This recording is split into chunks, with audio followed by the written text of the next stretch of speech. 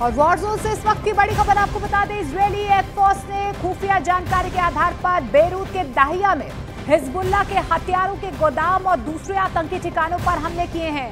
हमले से पहले आईडीएफ ने उस इलाके में रहने वाली आबादी को चेतावनी भी दी थी, जिससे वो समय रहते इलाके को खाली कर सके। तो इजरायली एयरफोर्स की तरफ से बेरूत के दाहिया में एक बार फिर से अटैक किया गया है, जिसके बाद ये दावा किया जा रहा है कि हिजबुल्लाह के कई और ठिकाने जो है वो निस्तो नाबूद कर दिए गए हैं। इजराइल की तरफ से लगातार प्रहार हो रहा है, ऐसे में हिजबुल्लाह को एक के बाद एक बड़े झटके लग रहे हैं।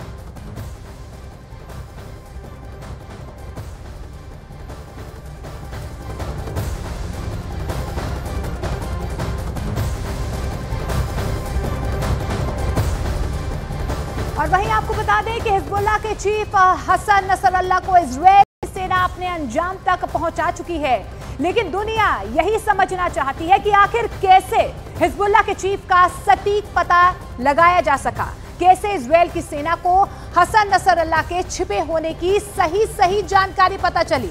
इन्हीं सवालों के बीच ईरान के पूर्व राष्ट्रपति अहमदीनेजाद ने ईरान की खुफिया एजेंसी के भीतर मोसाद की घुसपैठ का भी बड़ा दावा किया है।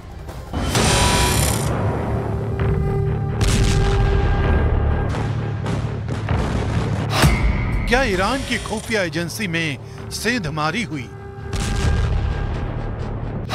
क्या मोसाद ने ईरान की खुफिया एजेंसी में घुसपैठ की? क्या मोसाद ने चुराए ईरान के परमाणु दस्तावेज? क्या मोसाद के ट्रैप में फंस गई ईरान की खुफिया एजेंसी? इजराइल कहता है कि उसका दुश्मन कहीं भी हो, किसी भी रूप में हो, वो उसे पहचान लेगा और मौका पड़ते ही दुश्मन को अपने अंजाम तक पहुंचा देगा। क्या ऐसा ही कुछ इजराइल ने ईरान के साथ किया है या फिर करने वाला है? क्या ऐसा ही कुछ हिजबुल्लाह के साथ भी किया गया? इन सवालों के रहस्य को समझने से पहले हमें सबसे पहले ईरान के पूर्व राष्ट्रपति महमूद अहमदीनेजाद के इस बयान को ध्यान से समझना होगा। हमने इजराइल का मुकाबला करने के लिए एक यूनिट का गठन किया और उस यूनिट का हेड मोसाद का एजेंट निकला। ईरान के पूर्व राष्ट्रपति के इस बयान ने पूरे मिडिल ईस्ट में सनसनी फैला दी है। न्यूयॉर्क सन की रिपोर्ट के मुताबिक पूर्व ईरानी राष्ट्रपति का कहना है इजराइल की जासूसी के लिए बनाया गया ईरान के जासूसों के समूह को मोसाद ने अपने नियंत्रण में ले लिया था। ईरानी जासूस मोसाद के लिए डबल एजेंट के रूप में काम कर रहे थे। लेकिन सवाल उठता है कि आखिर किस मकसद को अंजाम देने के लिए इजराइल की खुफिया एजेंसी ने ऐसा किया?